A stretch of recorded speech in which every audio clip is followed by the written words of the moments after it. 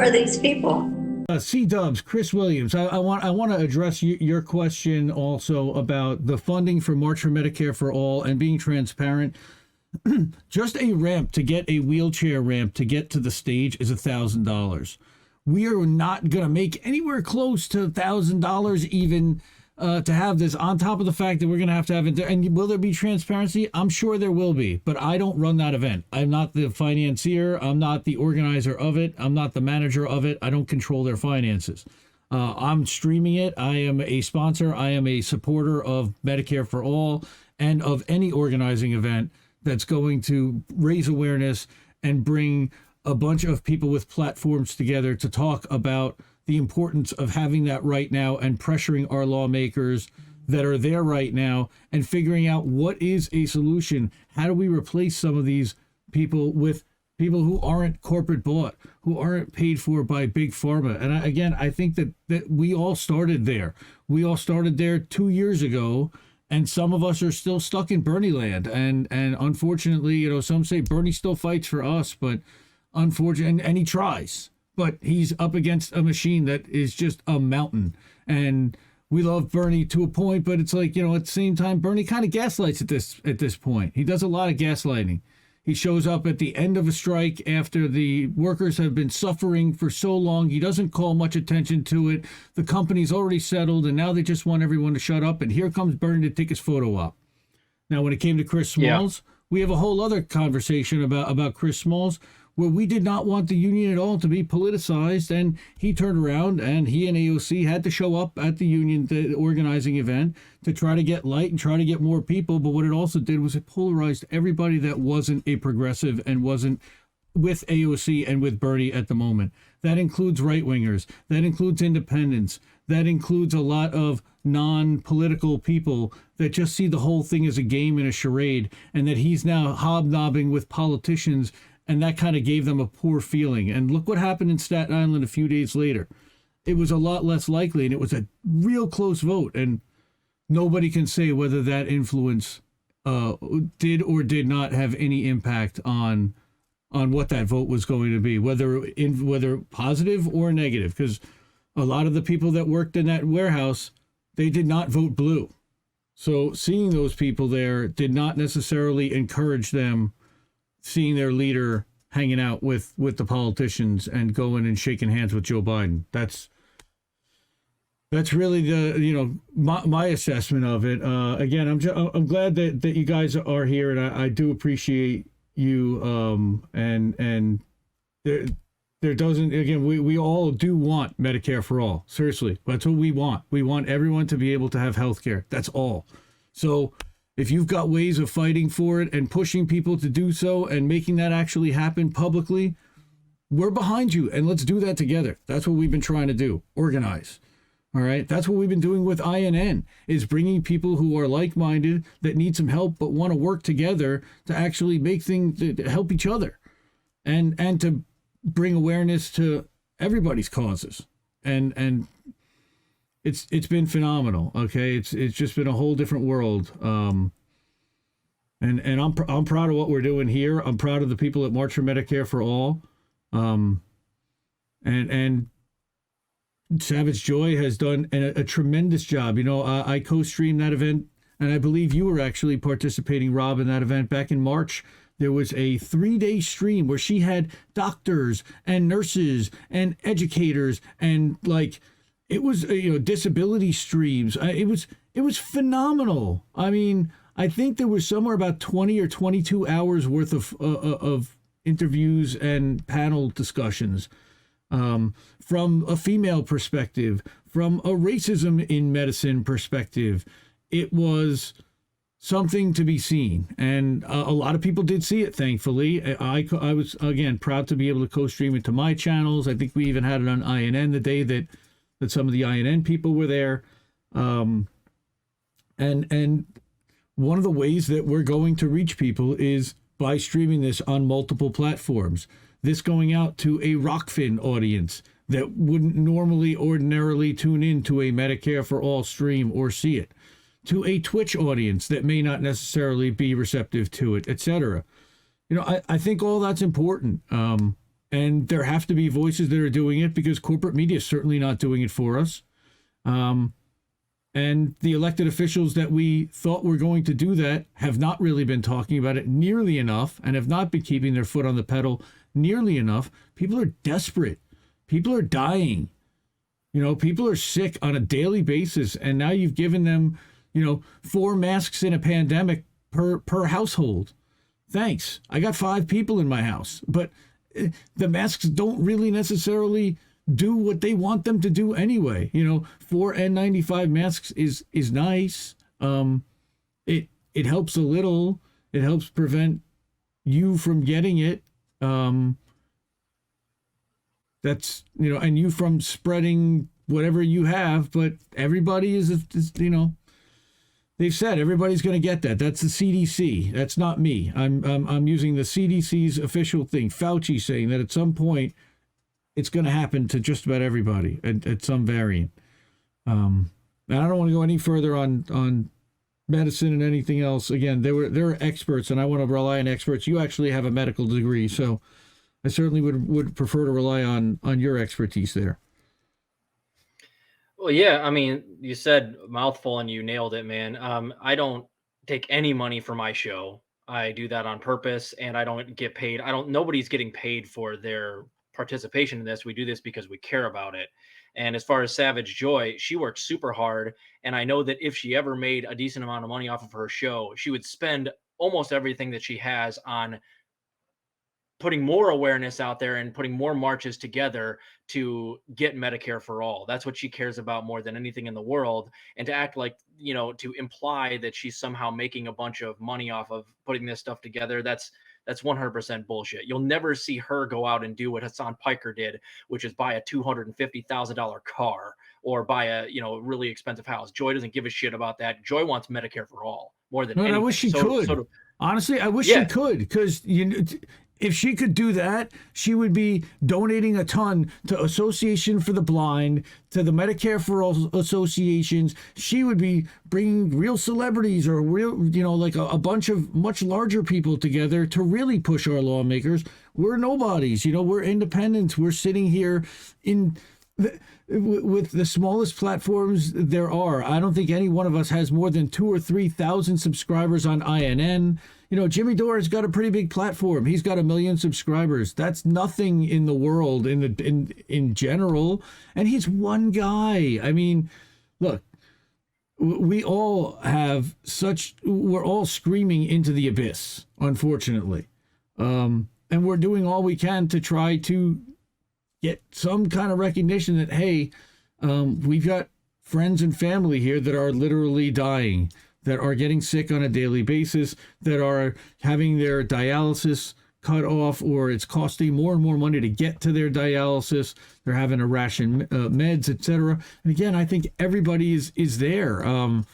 Just about everybody on all sides, and we're fed up. But how do we fix this? And that's the question. And our answer is that you have to shut things down, and you have to have some type of direct action that makes the people in power actually sit and pay attention to you, because they don't have to right now. They don't have to. Yep. That's Lawrence O'Donnell. And we have to use every tool in our tool belt to do that. And to your point, the best way for us to hold the politicians accountable is for us content creators is to use our platforms and our Twitter accounts to spread as much information and get people as pissed off as possible and have word of mouth spread so we can get some momentum built behind the movement. So why would we ever try to organize without using our channels? Like, I don't see how people can have 1 million or 2 million or 5 million subscribers and not use their channel to help organize. If I had 5 million subs, like TYT did, we'd get some goddamn momentum behind Medicare for All, because I'd be convincing people on a day in, day out basis to get out in the streets. Here's the events. Here's where they're going to be. Here's the times. Please be there. Show up in the streets. We're going to give some speeches. We're going to rally. We're going to march. We're going to do direct action. Here's how you can do mutual aid. Here's a website. You can use your your enormous platform to help organize and to get momentum built behind these things. And in fact, that is exactly what we have to do. If we're ever going to get the politicians afraid of us enough to give us Medicare for all, we must use all the tools in our tool belt to build a movement. But that's exactly why these people come after us, is because what we're doing right now is an effective way to do that. We just have to keep it up for years, probably in the future, to get enough people mad that they haven't given us Medicare for all, and to spread useful information. Like, for instance, Joe Biden can give us Medicare for all right now via executive order. Most people don't know that. They find that out, they're suddenly pissed off enough to walk out in the streets with a whole bunch of their brothers and sisters and march on Washington. And if we had something, a massive movement of, traditionally it takes something like I think less than 10%, it's something like 3% of a population all mobilized and in the streets, and you can get the politicians to do basically whatever you want. If we can get that 3%, which in America is something like 10, 12 million people, all marching at the same time, we might actually scare the shit out of the politicians and get them to give us Medicare for all. But we're not going to be able to do that by standing on our soapbox with a megaphone in the middle of a park. We have to use our channels, grow our channels, and use them as tools to get the word out there and help us organize. And also, by the way, we don't just, it's not just limited to what we say on the streams. We also, you know this as good as anyone, Indy, we also network and organize heavily behind the scenes. What the viewer to our channels doesn't realize is that it's not just putting work into your channel and doing your episodes, but we also talk to each other, organize, spread the word behind the scenes as well. It takes a lot of time, and it's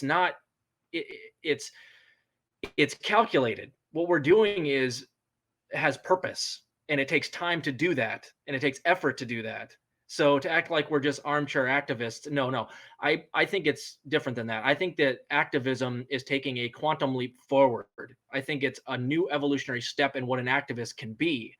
If you do like they do at, like what Rome does for RBN, he is not just a commentator who does great work. He also goes out and walks the walk and shows you how you can be a better mutual aid giver, a better communist, if you will, and helping out your own neighborhoods. And by doing that, he inspires people.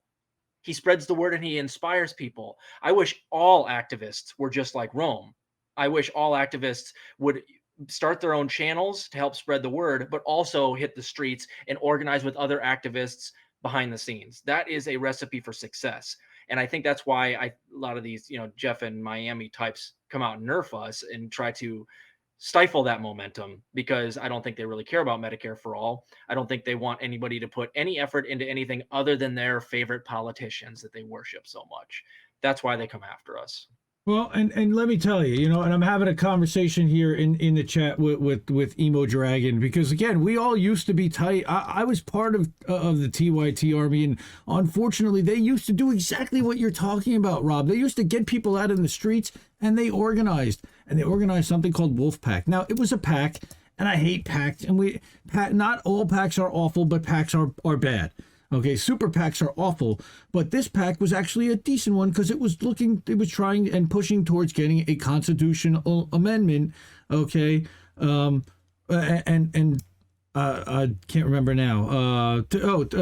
For free and fair elections, I believe it was, right. I don't even remember what Wolfpack was about, but I'm pretty sure it was some kind of free and fair elections. And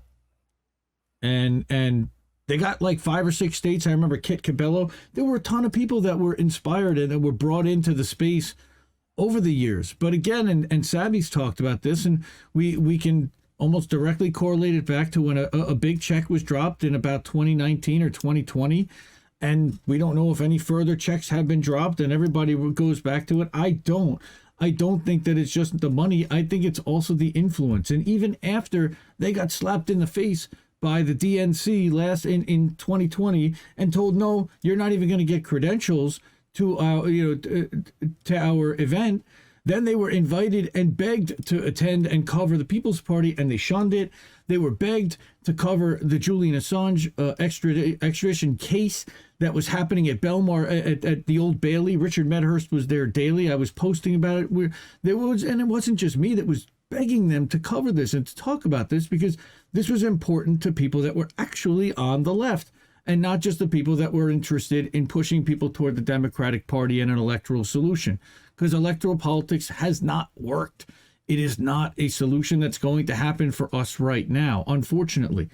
I wish it were. Local electoral politics, you can have a huge influence. And I think we all agree on that. Supporting independents, supporting Greens for local, okay, that don't have corporate backing and corporate ties. And I think, again, this is where we all do have common ground. And like I said, I've never attacked and gone after personally any of these folks, because this is about policy. And for the most part, we all do agree on the policy. And it's like, look, I'm just doing what I can to try to help everybody get Medicare for all. And I don't really have any better solution since I'm not running for office. I do have a platform. I know how to do some streaming stuff and some tech and organize and help some people that do have a platform. So that's what I'm choosing to do with my time, on top of the fact that I'm amplifying anti-imperialist voices that are calling out corruption in government, in corporations, and everywhere else in independent left news and on leftist.today on a daily basis.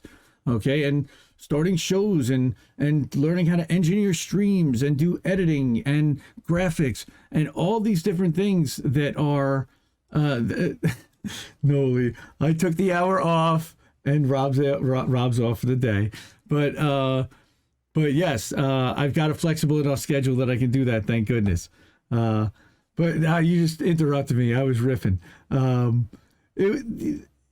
I think that there's a lot of things that we can actually do to support each other, and we would actually support each other if we were more aligned on not necessarily putting 80% or 90% or 100% of our time focused on trying to get people who aren't listening to us to listen to us. A specific group who have said they're with us and have clearly shown for 2 years they're not with us. So I'd rather go after the people that have never heard of us before. Personally, I want to go after the non-voters. I want to go after the independents. I want to go after the people that'll watch our channel and be like, God, those guys, they make a lot of sense. And I don't know why they don't have a bigger platform. So, and part of it is that we're being suppressed in the YouTube algorithm, in the Twitter algorithm. It's partly who we're covering and the topics that we talk about. And that's already been well documented, on top of the fact that corporate news has been pushed and promoted in the YouTube algorithm. And again, that's been admitted to by the CEO of YouTube, that they are pushing more quote unquote authoritative sources versus independent sources, where again, this is where we get into a Bellingcat agency that has clearly been proven to have ties to intelligence and be pushing intelligence sources. We've reported on this, and this is where we kind of come to a flashpoint, is with the gray zone. The Gray Zone has done phenomenal reporting to expose like Paul Mason, but not just Paul Mason, and it's not just the Gray Zone. Mid-Press News has done a tremendous amount of work also to expose this. Alan McLeod specifically, I'll shout out. And there are other journalists that I can specifically name, that Whitney Webb, that have called out the corruption within the quote-unquote independent media space that's actually billionaire funded independent media space, or at least multi-millionaire independent media space. And what they're trying to do is they're trying to suck up all of the oxygen outside of corporate media, where people are fed up with corporate media, so they look for somewhere else to go that almost looks like corporate media, but it's backed and it's funded by a lot of corporate, or at least billionaire philanthropic quote unquote dollars that turns out to be a tax write-off for those billionaires. It really works out for everyone there. What happens, though, is nothing changes in the system, and they get very comfortable, and they continue to advocate for electoral solutions when it's been shown that the people have very little influence over what happens in electoral politics. And again, I think everybody in this chat that's here would agree with that. And there are studies that have shown that if you're not a multimillionaire donor, or at least a max donor, it's going to be impossible to get your platform across unless you have a massive following and a massive petition behind you. And even still, again, we work with Tara Reid. I was speaking with her last night. She said, I was a congressional staffer. When I was there, a lot of times they would just say to the staff, say whatever you got to say, take their petition, meet with them, placate them, and then just make them disappear. because that's all they want to do is just kind of pat you on the head, give you that platitude, and get you off their plate so they can move on to the next donor or the next problem that they're having to address. But nothing actually gets done, and that's what the most frustrating part is that nothing actually gets done. But the people who are actually trying to call out the fact that nothing's getting done, that's who that's us. So and we're getting kind of a lot of pushback from the people who we used to ally with, and it doesn't really make much sense except the fact that they don't like the fact that there's mean tweets going out, and then they say right wing, but we still advocate for the exact same policies, but we're right wing because we don't like the media that you're using, and we understand that their funding is coming from a different source, and there's an agenda behind it, and there's a reason why they're saying the things that they're saying and why they're not covering the things that they're not covering.